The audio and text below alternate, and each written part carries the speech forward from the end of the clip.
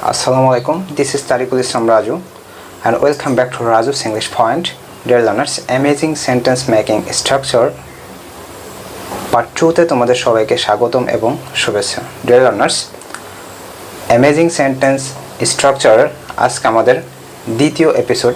ইতিমধ্যে আমরা একটা পার্ট শেষ করেছি এবং যেখানে আমরা দুটো সুন্দর স্ট্রাকচার শিখেছি, যে স্ট্রাকচার দিয়ে আমরা শত শত বাক্য তৈরি করতে পারি। এবং আজকে আমাদের দ্বিতীয় পর্ব। আজকে পর্বেও আমরা দুইটা সুন্দর স্ট্রাকচার শিখব, যে স্ট্রাকচার দিয়ে আমরা সুন্দর সুন্দর অনেক শত শত বাক্য তৈরি করতে পারবো। তাহলে প্রিয় শিক্ষার্থী, চলো শুরু করা যাক, বা চলো দেখা যাক আজকের পর্বে আমাদের কোন দুটি সুন্দর স্ট্রাকচার রয়েছে। দেখো, আমাদের প্রথম যে স্ট্রাকচার সেটা হচ্ছে হাউ অ্যাবাউট, দ্যাট মিনস কেমন হয়। এবং এই স্ট্রাকচারটা হচ্ছে হাউ অ্যাবাউট প্লাস ভার্বের সাথে আইএনজি প্লাস এক্সটেনশন প্লাস প্রশ্নবোধক চিহ্ন। অর্থাৎ আমরা অনেক সময় বলি না যে আজ ঘুরতে গেলে কেমন হয়, আজ বিরিয়ানি খেলে কেমন হয়, আজ ঘুমালে কেমন হয়, আজ ক্রিকেট খেলে কেমন হয়, এক কাপ চা খেলে কেমন হয়। এই যে বাংলা বাক্যের শেষে কেমন হয় এরকম যদি থাকে, তাহলে সেই বাংলা বাক্যগুলোকে ইংরেজিতে করতে হবে হাউ অ্যাবাউট দিয়ে। এবং যেটার গঠন বা স্ট্রাকচার হচ্ছে হাউ অ্যাবাউট প্লাস ভার্বের সাথে আইএনজি প্লাস এক্সটেনশন প্লাস প্রশ্নবোধক চিহ্ন। চলো কয়েকটা উদাহরণ দিয়ে বিষয়টি আমরা আরও কাপ চা খেলে কেমন হয়, এই যে বাংলা বাক্যের শেষে কেমন হয় কথাটি আছে, তাহলে এই বাংলা বাক্যটিকে ইংরেজিতে ট্রান্সলেট করতে হলে আমাদেরকে হাউ অ্যাবাউট দিয়ে বাক্য শুরু করতে হবে। তাহলে চলো এই বাক্যটি আমরা করি, এক কাপ চা খেলে কেমন হয়। প্রথমে আমাদের দিতে হবে হাউ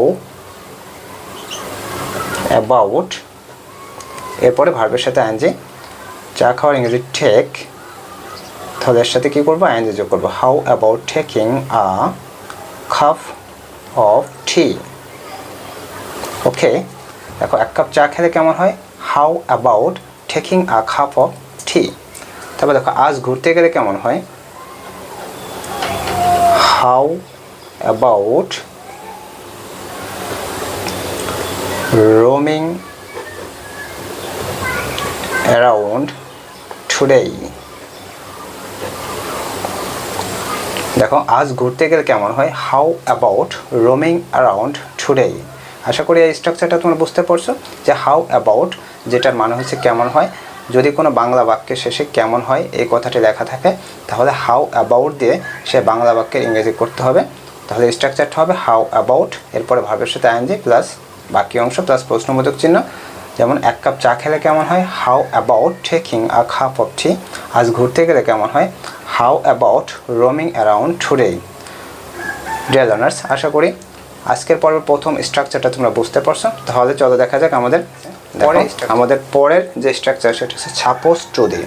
সাপোজড টু যেটা আমার হচ্ছে কথা আছে বা ছিল।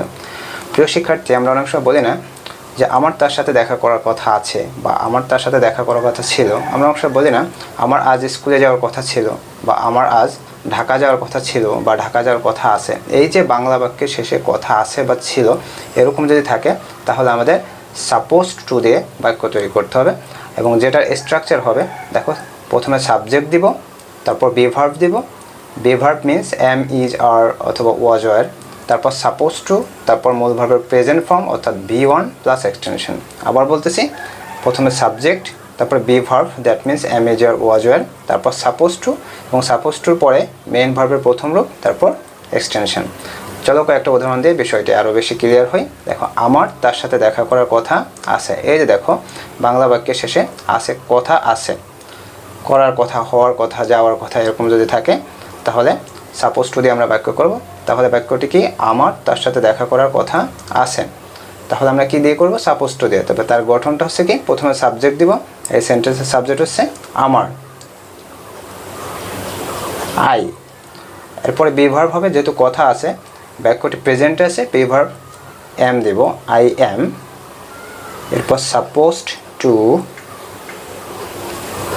এরপর ভার্বের প্রথম রূপ দেখা করে ইংরেজি হচ্ছে মিট, কার সাথে, তার সাথে, হিম। আশা করি বুঝতে পারছো, আমার তার সাথে দেখা করার কথা আছে, I am suppose to meet him, I am suppose to meet him. দেখো তোমার আমাকে ফোন করার কথা ছিল। এই যে দেখো বাংলা বাক্যের শেষে কথা আছে বা ছিল আছে, আগের বাক্যটা কথা আছে এবং এটা আমরা প্রেজেন্ট টেন্স ধরে করছি, এটা আছে কথা ছিল, এটা আমরা পাস্ট টেন্স ধরে করব। দ্যাট মিনস প্রথমে সাবজেক্টকে তোমার আমাকে ফোন করার কথা ছিল, তাহলে সাবজেক্ট কার ফোন করার কথা ছিল? তোমার। সাবজেক্ট হবে ইউ। এরপর be verb that means am is are was আর, যেহেতু ছিল কথাটি লেখা আছে তাহলে এটা পাস্ট টেন্স ধরে করতে হবে। তাহলে ইউ এর পরে হবে বি ভার্ব হবে were, you war.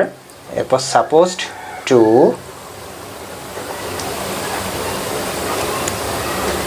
Phone me, এখানে ভার্ব ফোন। আবার বলতেছি তোমার আমাকে ফোন করার কথা ছিল, you are suppose to phone me, অথবা বলতে পারে you are suppose to call me.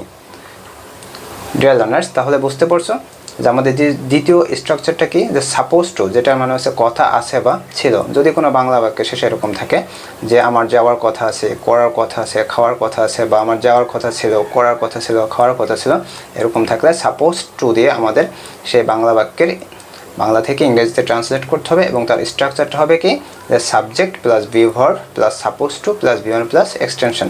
যেমন আমার তার সাথে দেখা করার কথা আছে, I am suppose to meet him. তোমার আমাকে ফোন করার কথা ছিল, you were suppose to phone me. My dear learners, আশা করি অ্যামেজিং সেন্টেন্স স্ট্রাকচারের পার্ট 2 তোমরা খুব ভালোভাবে বুঝতে পেরেছো। এবং তাহলে চলো আজকের দ্বিতীয় এপিসোডের পুরো বিষয়টা আমরা আবার একটু হাইলাইট করি। যে আজকের এপিসোডের আমাদের দুইটা স্ট্রাকচারের যে প্রথম স্ট্রাকচারটা ছিল সেটা হচ্ছে হাউ অ্যাবাউট, যেটার মানে হচ্ছে কেমন হয়, অর্থাৎ বাংলা বাক্যের শেষে যদি হাউ অ্যাবাউট, বাংলা বাক্যের শেষে যদি কেমন হয় এই কথাটা উল্লেখ থাকে তাহলে হাউ অ্যাবাউট দিয়ে বাক্য তৈরি করতে হবে, যেটা স্ট্রাকচার হবে হাউ অ্যাবাউট প্লাস ভার্বের সাথে আইএনজি প্লাস এক্সটেনশন প্লাস প্রশ্নবোধক চিহ্ন। যেমন এক কাপ চা খেলে কেমন হয়, how about taking a cup of tea. আজ ঘুরতে গেলে কেমন হয়, how about roaming around today. Okay, এবং আজকের এপিসোডের আমাদের দ্বিতীয় যে স্ট্রাকচারটা ছিল সেটা হচ্ছে সাপোজ টু, যেটার মানে হচ্ছে কথা আছে বা ছিল, অর্থাৎ বাংলা বাক্যের শেষে যদি কথা আছে বা ছিল এরকম কথা থাকে তাহলে আমাদের সাপোজ টু দিয়ে বাক্য করতে হবে, এবং যেটার স্ট্রাকচার হবে subject plus be verb plus suppose to plus V one plus extension. যেমন দেখো, আমার তার সাথে দেখা করার কথা আছে, I am suppose to meet হিম।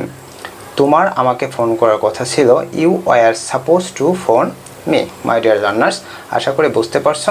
তাহলে অ্যামেজিং সেন্টেন্স স্ট্রাকচারের তৃতীয় ক্লাসে আবার দেখা হবে। ততক্ষণ পর্যন্ত তোমরা সবাই ভালো থাকো। আল্লাহ হাফেজ।